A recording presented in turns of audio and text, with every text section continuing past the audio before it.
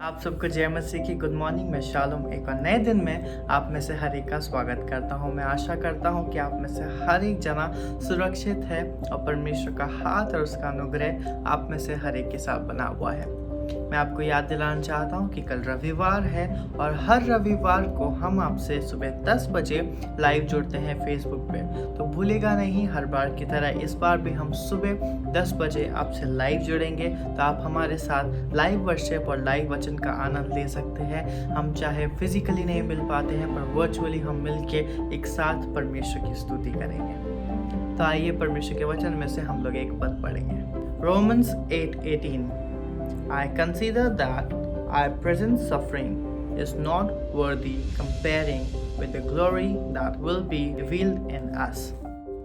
परमेश्वर का धन्यवाद देते हैं इस खूबसूरत वचन के लिए। आज के दिन में एक बार फिर से ये वचन हमें प्रोत्साहित करता है कि जिस समय में अभी जो भी हमारे साथ सिचुएशन चल रही है, अगर हम उसमें तकलीफ झेल रहे हैं, हम परेशानियों में हैं, प्रॉब्लम से घिरे हुए हैं, हमें समझ नहीं आ रहा क्या करना है, उस समय में हम परमेश्वर के पास जाए, परमेश्वर को बोलें और इस वचन को ध्यान रखें कि जो हम तकलीफ़ें अगर परमेश्वर के नाम से या किसी भी तरह से हम लोग झेल रहे हैं तो हम परमेश्वर के हाथों में सौंपें और परमेश्वर को बोलें कि परमेश्वर, हम जानते हैं कि आप हमसे प्रेम करते हैं और हर समस्या से निकालने की सामर्थ्य केवल आप में है। और जब हम ऐसा करते हैं तो परमेश्वर हमारे जीवन में शांति भरता है और हमको उस समस्या में से निकलने की सामर्थ्य देता है। तो आइए हम लोग आगे बढ़ेंगे, सुनेंगे उस गीत को, उसके बाद बढ़ेंगे हमारे मेन वचन में।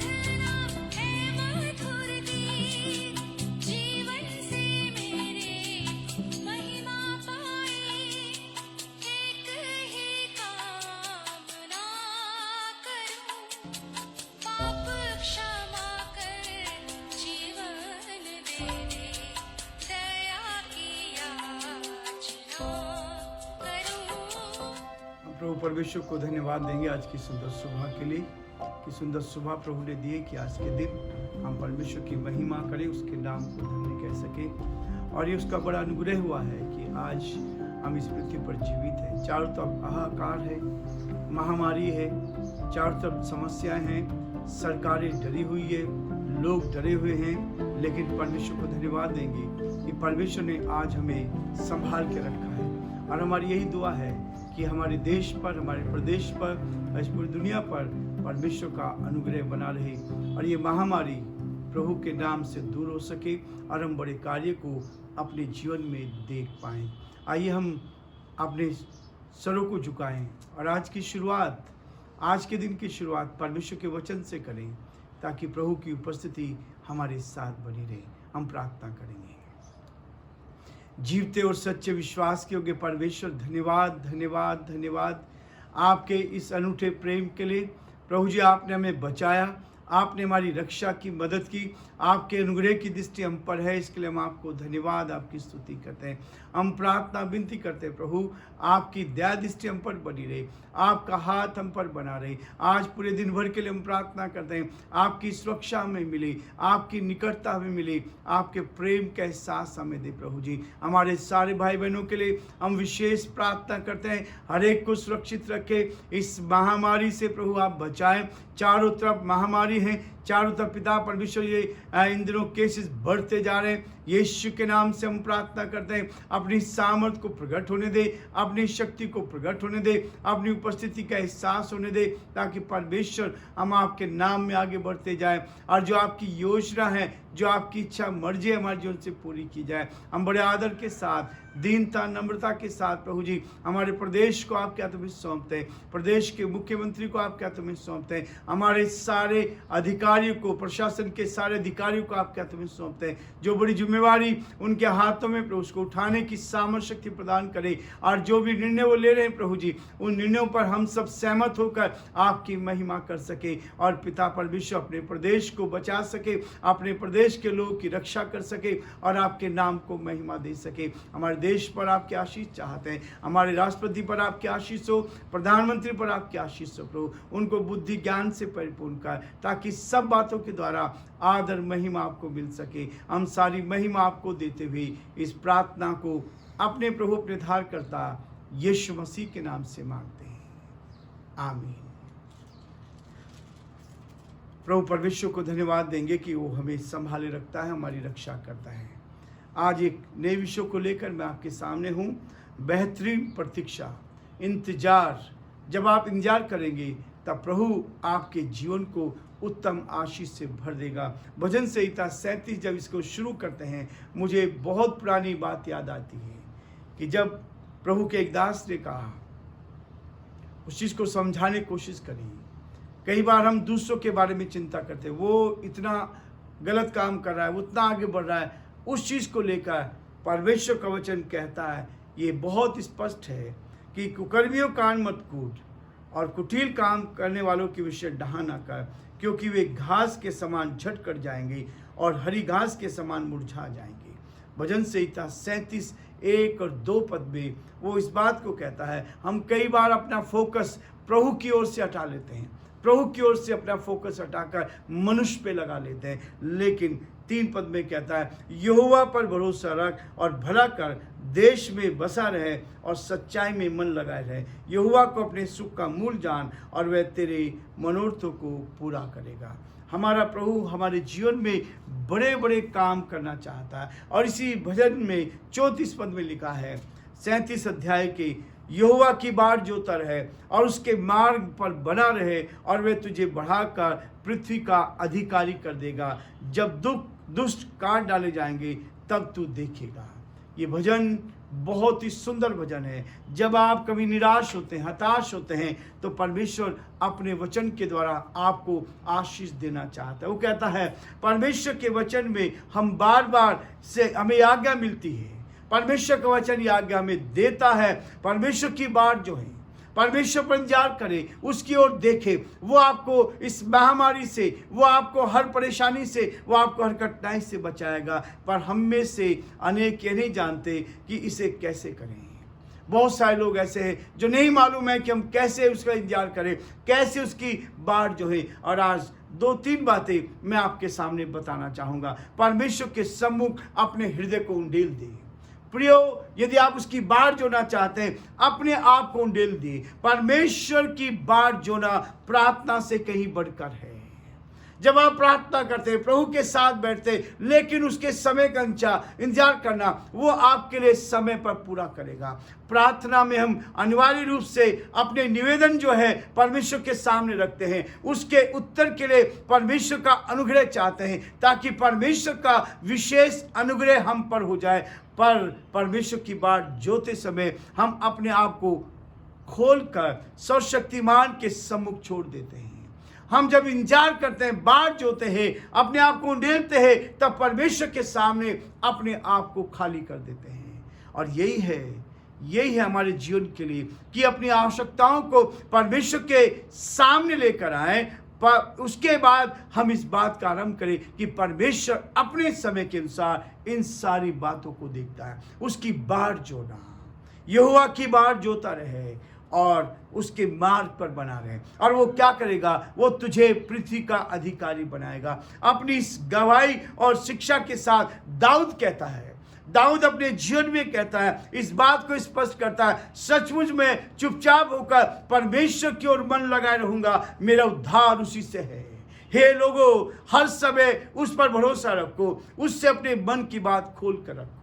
भजन संहिता उसका 62 अध्याय और उसके 1, 5 और 8 पद में हम इस बात को पाते हैं। परमेश्वर के सामने बाट जोना, आत्मा में परमेश्वर के साथ लगातार संगति में रहना होता है।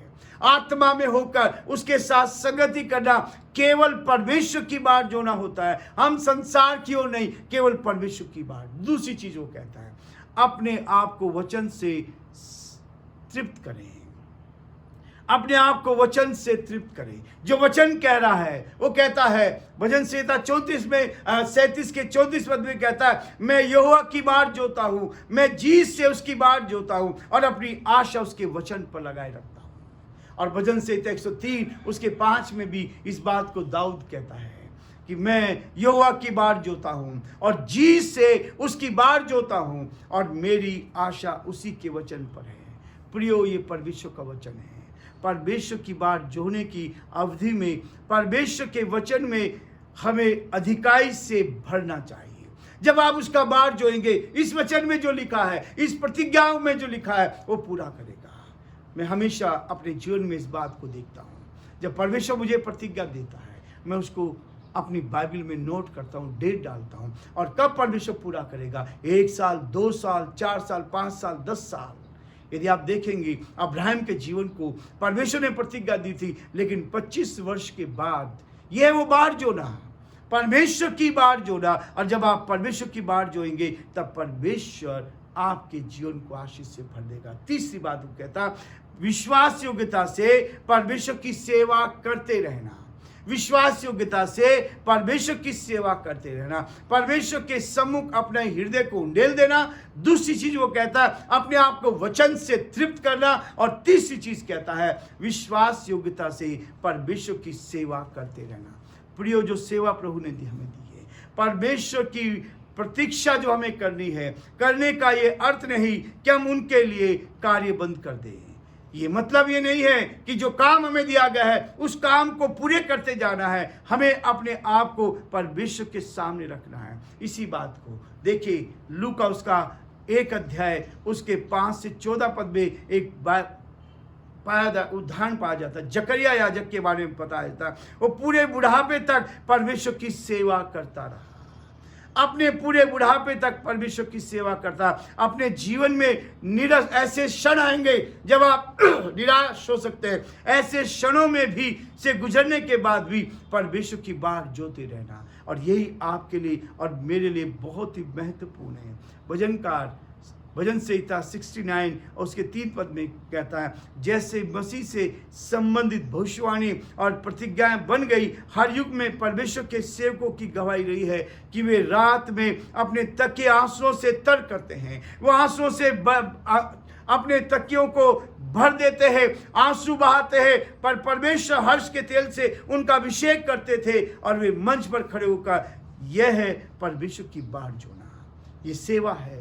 जब आप रात में परमेश्वर के चरणों में झुकते हैं, आंसू बहाते हैं, परमेश्वर आपकी मदद करेगा। और जब आप उसकी बाट जोते हैं, ये बेहतरीन प्रतीक्षा है, उसका इंतजार करना, परमेश्वर की महिमा करना। परमेश्वर आप सबको बहुत आशीष दे और प्रभु का हाथ आप सब पर बना रहे। Thank you so much. अभी तक आप लोग हमारे साथ रहे, पूरे सप्ताह भर हमारा साथ देने के लिए आप में से हर एक का धन्यवाद। Have a nice day. God bless you all.